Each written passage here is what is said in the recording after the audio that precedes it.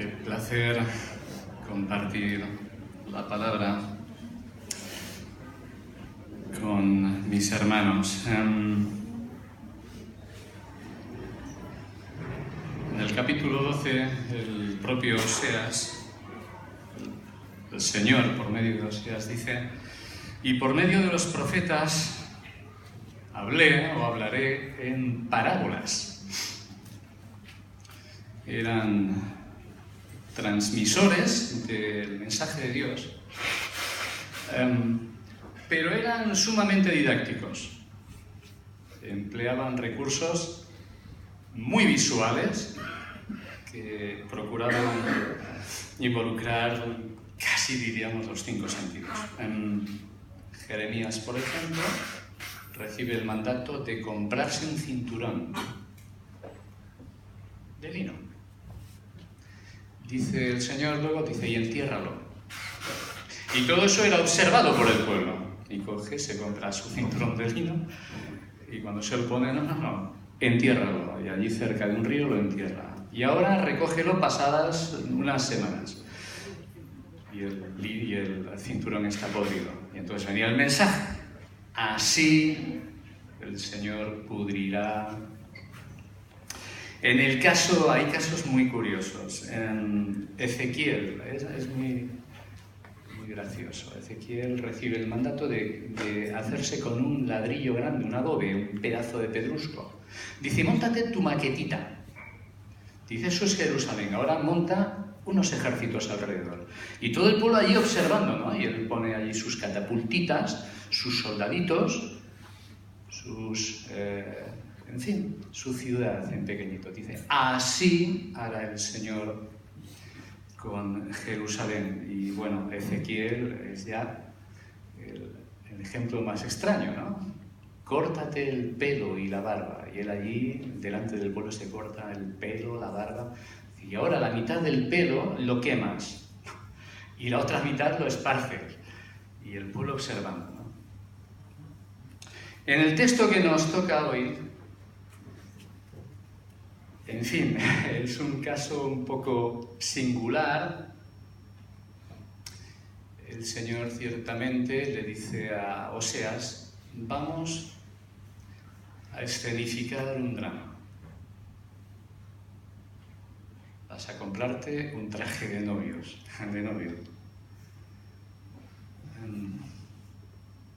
La historia es sorprendente y nos descubre un Dios diferente, un Dios que a lo mejor al cual no estábamos tan acostumbrados. Le dice a Oseas que vaya. Algunos piensan a un templo pagano donde allí había prostitutas, tal vez. O tal vez le dice que vaya a los barrios conocidos de Jerusalén o de alrededores, donde estaban las prostitutas. Vas a buscar allí a tu novia y la vas a tomar y te vas a casar con ella. Y ahí vamos a empezar la representación, la obra teatral, de la cual vamos a extraer la lección. Dios le dice a Oseas: es tan sorprendente, esto no encaja. Y si ahora un joven de nuestra comunidad dice: bueno, pues yo voy a hacer lo mismo. Calma, ¿no? Lo que Dios le dice a Oseas no es extrapolable, no es la norma, ¿no? No vamos a aconsejar a ninguno de los jóvenes, no le vamos a decir: ve y cásate con una prostituta. Pero Dios lo hace con Oseas. Y tan sorprendente es el caso que hay expertos, hay maestros, hay teólogos. Yo consultaba ayer uno, que es un clásico del siglo XX, un grandísimo maestro. Y él decía: no puede ser esto una historia literal. Esto tiene que ser una alegoría, decía. No puede ser que Dios mande a un siervo suyo a hacer algo así. Con esta historia de Osías, Dios se nos presenta como un Dios sorprendente, diferente. Dios descendiendo a lo más sórdido de las historias humanas. No sé, tal vez Dios apareciendo en los platos de Telecinco, ¿no? En Sálvame. Resulta igual de chocante, pero así sucede. Y Dios se mezcla, se arremanga y se mezcla en lo más sórdido. En el capítulo 2 y versículo 2, me parece, hablo de memoria, se hace una descripción de Gomer. Algunas traducciones, tal vez las más sencillas, dice, hace referencia a las pinturas en su cara y a los vestidos que descubren sus pechos. Esa va a ser tu novia.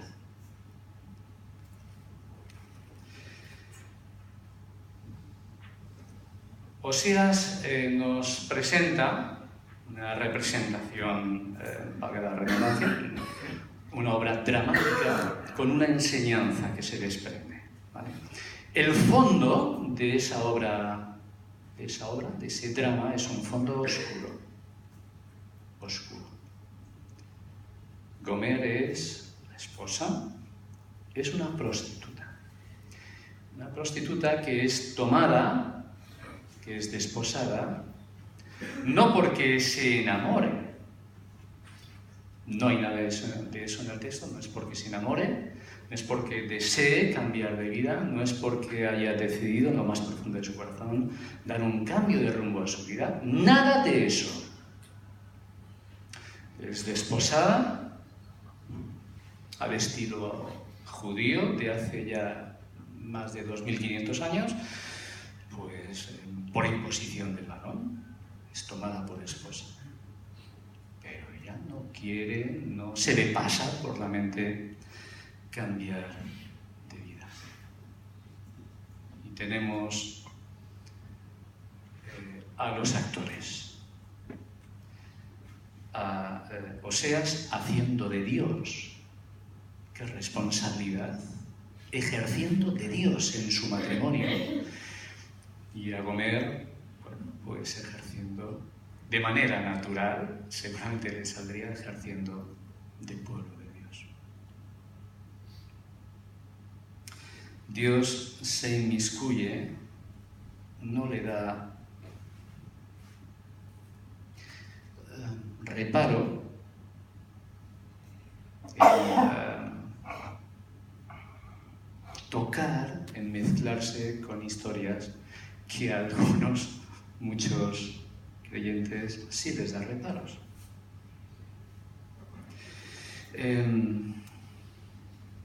Me acuerdo de alguien que se hizo amigo de un tal Leví, recaudador de impuestos. Me acuerdo de alguien que no tuvo reparo en reclutar a los Boanerges de mecha corta. Estaban puestos a incendiar en cuanto pudieran una ciudad. Que quiso muchísimo a María Magdalena, con un pasado muy truculento, muy oscuro también,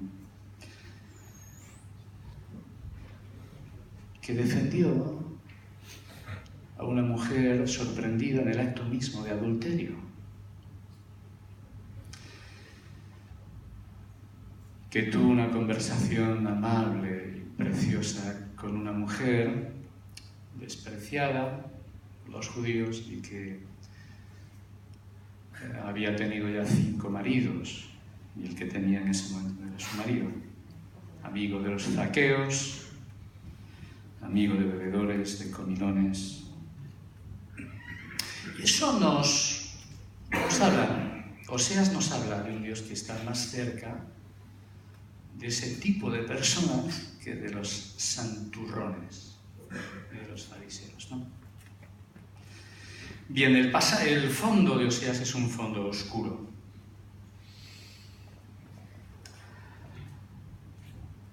Es un fondo oscuro. Detrás de la historia de Oseas, y ahí ya inicia el texto, la interpretación de la obra dramática, porque, dice el versículo 2, todo esto lo vamos a hacer, Oseas, porque la tierra se ha entregado enteramente, sin reservas, a la prostitución, apartándose del Señor. Hay un fondo oscuro y no podemos silenciar ese aspecto de Oseas. A Oseas se le ha llamado el quinto evangelista. Oseas es algo así como un evangelio en el Antiguo Testamento.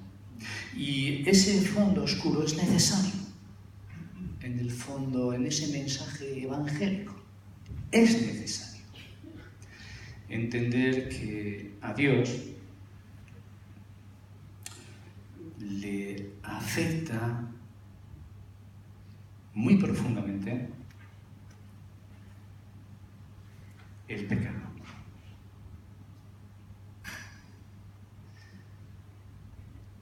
Entre Dios y el pecado hay una tensión que de manera natural no se puede solucionar.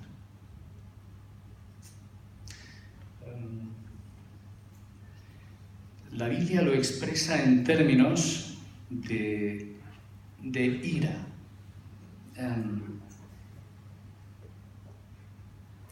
Dice, por ejemplo, el Salmo 5, el malo no habitará junto a ti. Hemos cantado, si no recuerdo mal, Rey de esplendor, que habitas en la luz. Es así. En Isaías capítulo 6 leemos, pero vuestras iniquidades han hecho división entre vosotros, y vuestro Dios y vuestros pecados han hecho ocultar de vosotros su rostro para no oír. Y escribiendo el apóstol Pablo a la iglesia de Roma, dice que la ira de Dios se revela contra el cielo, desde el cielo, contra toda impiedad e injusticia. Hay una tensión no solucionable entre el pecado y Dios. Y el hecho de que el pueblo escogido, el pueblo con el cual Dios tenía una alianza, un vínculo de amistad, un vínculo de vocación eterna, ese pueblo le hubiera dado la espalda a Dios. Y no solamente en términos de indiferencia, sino de hacer todo lo que le ofendía, eso creaba tensión y disgusto en Dios. Disgusto y enojo en Dios. Un fondo oscuro. Si Dios tiene esa tensión con el pecado, una tensión no solucionable con el pecado, una tensión que solo cabe esperar el juicio, el castigo de ese pecado. Todavía se añade un elemento más en el caso de su pueblo. Cuando ese pecado se produce en el seno de aquellos de quien no cabe esperar eso. De quien cabe esperar solo amistad, solo una relación hermosa, y a eso había sido llamado el pueblo de Israel. Recibir, conservar y transmitir el conocimiento de Dios. Y todo eso estaba siendo desobedecido. Pablo, escribiendo de nuevo a la iglesia de Éfeso, añade un elemento también sorprendente. Dice, no entristezcáis al Espíritu Santo. No pongáis triste. Es decir, que si el pecado enfurece, enoja a Dios, en el caso del pueblo del Señor, además, añade el elemento de tristeza. Y a mí me cuesta entender, me cuesta comprender, son cosas que yo no acabo de comprender, como el Dios eterno, el Dios que está en el trono, el soberano, el Rey de Reyes, puede estar triste. Y así es. Podemos, y de hecho lo hacemos, entristecemos a Dios con nuestro pecado. Y ese es el caso de la experiencia. Ese es el caso de la situación de Oseas, del siglo VIII antes de Cristo, la situación del pueblo de Dios con respecto al Señor.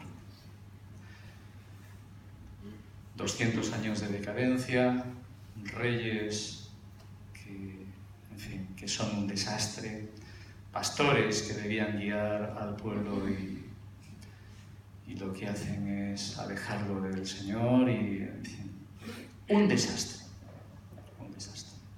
Asiria por un lado, Egipto por otro, están emergiendo como las dos grandes potencias que se van a merendar y finalmente se meriendan, acaban, arrasan con el pueblo de Israel. Sabéis que en ese momento hay un reino del norte, un reino del sur, lo que era el pueblo de Dios había quedado dividido. Qué triste, ¿verdad? Qué triste. El reino del norte, un desastre, va a ser el primero en ser arrasado. Y de ese juicio es el que se está anunciando con esta representación de Oseas. Bien, decimos que se casan finalmente. Yo no sé cuántos invitados asistirían a la boda. Oseas, el hombre de Dios, el profeta, se está casando con Gomer. Gomer, sí, esa. Y se casan. Y él hace de Dios, ejerce de Dios un esposo responsable, un esposo fiel que cuida de su esposa. Y ella ejerce, sin pedírselo, ejerce de pueblo de Israel. Y ella sigue a sus andadas. Dice el texto que Dios le da 3 hijos, un hijo y 2 hijas. El primer hijo es Jezreel. En esa representación dramática de vida, es decir, lo están representando de forma literal y de forma real, el matrimonio es real. Dios le da un primer hijo y le ponen por nombre Jezreel. El nombre no lo eligen los padres. En este tiempo sí, nosotros escogemos los nombres. En esa ocasión, en este caso, no se le da esa opción, sino que es Dios el que pone los nombres porque cada elemento tiene un mensaje. Los nombres van a ser parte de ese mensaje. Primer hijo, que Dios le da, hay una partícula pequeñita, le dio a Oseas. Algunos comentaristas piensan que es una pequeña pista para pensar que ese hijo era de Oseas. En cambio, en los otros 2 casos, simplemente dice Dios dio a luz, Gomer dio a luz, y piensan que tal vez las hijas no fueran de Oseas, pero bueno, son conjeturas. Es probable. En este caso, Jezreel hacía referencia a un nombre familiar para el pueblo. Les era familiar. Jezreel es el nombre de un valle donde Jehú, años atrás, había reconducido la dinastía real, pero lo había hecho con unas formas, en fin. Nos retrotraemos unos años. ¿Os acordáis de Acab? ¿Os suena Acab? Jezabel seguramente más. Jezabel, una pieza, esposa de Acab, que es el rey, más o menos manipulado por Jezabel, uno de los peores reyes y uno de los peores momentos. Son los reyes con los que tiene que lidiar Elías, ¿vale? Dios dice en un momento ya, cuando, en fin, la historia avanza, Dios él escoge a Jehú y dice, mira, ve a la casa real de Acab y acaba con esto, acaba con ellos. Pero Jehú se pasa 6 pueblos. No solamente acaba con Acab, con Jezabel, sino con casi un centenar de personas, en fin, a los que los pasa por espada y aquello lo convierte en una masacre. Así que Jezreel es sinónimo de devastación, de crueldad. Es el pasarse sanguinariamente. Y así lo interpreta el propio Señor. Yo castigaré, versículo 4, a la casa de Jehú por los hechos de sangre de Jezreel. Así que aquel niño se iba a llamar Jezreel y iba a hacer referencia, va a hacer memoria del carácter sanguinario de los descendientes reales. No era un nombre para celebrar. No era un nombre que nosotros hubiéramos elegido para nuestros niños. Era sinónimo de dureza, de ser sanguinarios. Le da el segundo hijo, en este caso una niña, y el nombre es Lo-Ruhamma. Lo-Ruhamma. Lo, con el prefijo de negación, no.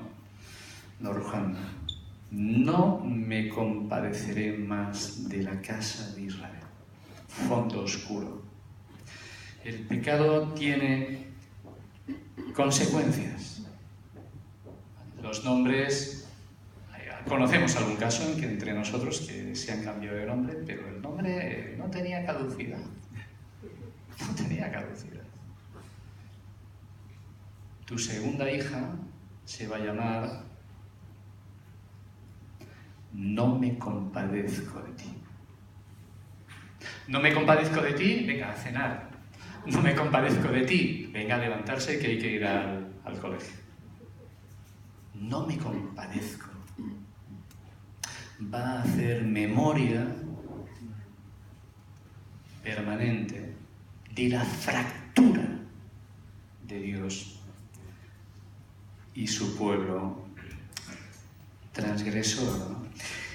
Y Dios le da por último una tercera hija y que le va a llamar Lo, que significa no, a mí o a mí, porque vosotros no sois mi pueblo ni yo voy a ser vuestro Dios.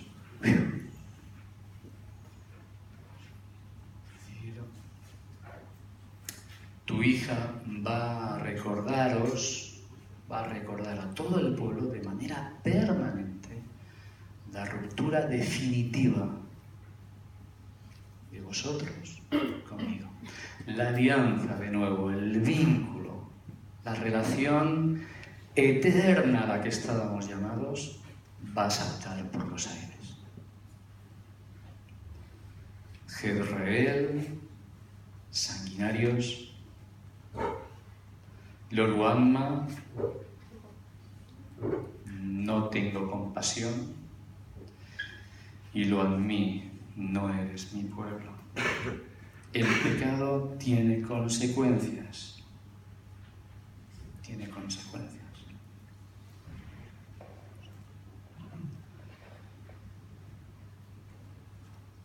El pecado es serio.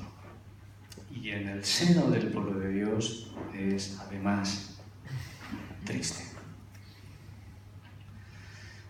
Pero Oseas es sorprendente. El mensaje del capítulo 1 viene a ser como una introducción a todo el libro. El libro se encargará de desplegar lo que es el capítulo 1. En la segunda parte de este texto vemos cómo finalmente la gracia de Dios empieza como en el sol al amanecer, ¿no? A pesar de este fondo oscuro,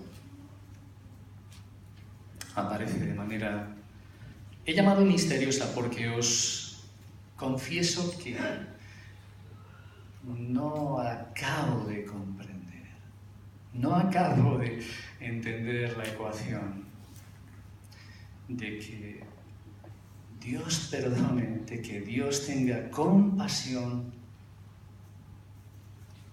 a pesar del pecado.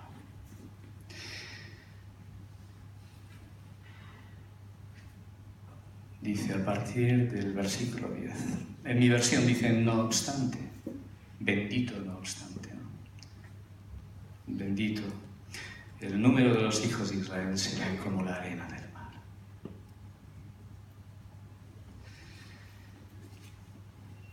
El pecador y el pecado forman un pack. Y forman un pack, en principio, inseparable. Hay pecado, el pecador paga. Y es un misterio como el Señor encuentra la manera de juzgar, de que el pecado sea justamente castigado, pero el pecador es preservado. Y la respuesta a esa ecuación es irresoluble, en cualquier caso, menos, excepto por Jesús. Es decir, dicho de otra manera, Jesús es la solución. En Jesús encontramos la manera en que la transgresión, nuestras ofensas, las cosas que hacemos y que nos alejan del Señor, son castigadas, porque deben serlo, y sin embargo, aquí estamos, perdonados, compadecidos. Él es el lampista, ¿no?, que desciende al desastroso sótano de nuestras vidas para reparar, para sanear. Él es el sanador que toca y cura nuestras llagas más purulentas. Y lo hace con toda naturalidad y la habilidad de ser el número uno, de ser el mejor y el único en esos menesteres. Su gracia. Su gracia. Y fijaos cómo acaba el texto. Los hijos de Judá y de Israel serán congregados en uno. La división quedará en el pasado. Nombrarán para sí un solo jefe, no como en ese momento, y subirán de la tierra, porque grande será el día de Israel. He leído una versión preciosa, dice, se desbordarán, en lugar de subirán de la tierra, se desbordarán de la tierra, porque maravilloso entonces será el día de Israel. Ya no tendrá esa connotación tan triste. Y el 2.1, en fin, fijaos, ya no son lo Ammi ni lo Ruhamma, sino Ammi y Ruhamma. Ahora sois compadecidas y sois mi pueblo. Es decir, por la gracia del Señor, toda situación, y ahora pensad en casos, toda situación es reversible. Toda situación es saneable. Los casos que penséis que tengan que ver con vosotros, vuestra familia, vuestros amigos, hermanos, por la gracia de Dios, ninguna situación es desechable. Ninguna. Los Loluanma, los Loanmi, pueden llegar a ser Ruanma Adni, por el poder y la gracia de Dios. Así es nuestro Dios. Tiene el corazón y tiene el poder. Hemos leído en la Santa Cena el gran texto. Yo estoy convencido, estamos convencidos de que Corintios 13 es la sombra en la que se proyecta Oseas. Leemos ahí en el versículo 4, el amor es sufrir. Y vemos a Dios en esa boda sufriendo. Y vemos en ese momento histórico a Dios sufriendo y retrasando su justo juicio y reteniéndose ante lo que sería su justa ira, su justo enojo. El amor es sufrido, el amor todo lo espera, el amor todo lo soporta. El verbo que aparece en Corintios 13:4 es muy interesante cuando dice que el amor es sufrido. Es un verbo que inventaron los cristianos. No existía esa palabra, macrozumia. Se han buscado en todos los escritos clásicos y no aparece ni una sola vez. Porque hay experiencias en la fe evangélica, en el hecho de conocer al Señor, que no hay parangón, o sea, no hay palabras, y hay que inventarlas a veces. Y Pablo coge el prefijo macro, ¿sabes lo que es? Macro, grande, ¿no? Extenso, y zumia, pasión. Cuando la adrenalina se dispara, es el esfuerzo largo, extenso, por soportar, puesto al servicio de la paciencia, puesto al servicio del esperar. Es el esfuerzo puesto al servicio de la segunda oportunidad. Al que me ofende, al que me ha hecho daño. Esto no tendría mucho sentido con buenos colegas, con personas que te quieren, que te aman. Esto cobra especial relevancia con aquellos que te han hecho daño. Y sabéis que no es fácil. No es fácil. No, corrijo. Es imposible en nuestras fuerzas. Es imposible. Esto no sale de mí de forma natural. Se requiere un mayor poder. Dice la palabra que el amor de Dios ha sido derramado en nuestros corazones. Y estamos convencidos de que el amor de Dios es mayor que toda la maldad. El amor de Dios es mayor que el dolor que me han causado. Mucho mayor. Si lo pusiéramos en una balanza, pesaría más el amor de Dios que el daño, que el dolor. Leíamos ayer en el desayuno con mi esposa, qué bonito, el Salmo 103. Mientras desayunábamos, qué momento más bueno. No ha hecho con nosotros conforme a nuestras iniquidades, ni ha pagado conforme a nuestros pecados. Y fijaos la imagen. Porque como la altura de los cielos sobre la tierra, la vertical, engrandeció su misericordia sobre los que le temen. Cuanto está lejos el oriente, el oriente está allí. ¿El oriente está allí? No, el oriente está allí. Bueno, cuanto más lejos está el oriente del occidente, la horizontal hizo alejar de nosotros nuestras rebeliones. Y por último, como el Padre se compadece, vertical, horizontal y a lo profundo, como el Padre se compadece de los hijos. así se compadece de Dios, de los suyos, porque se acuerda de que somos polvo. ¿Cómo somos nosotros? ¿Qué vamos a hacer? ¿Qué vamos a hacer? Todos nosotros, estoy convencido de que todos tenemos motivos de conflicto, tenemos motivos de... tenemos una historia fea, tenemos causas no cerradas, tenemos enfados.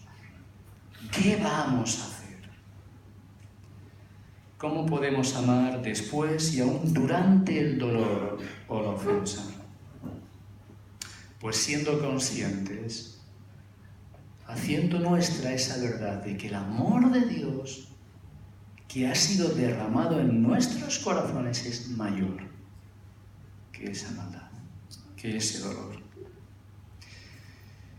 Muy bien, hermanos. Hoy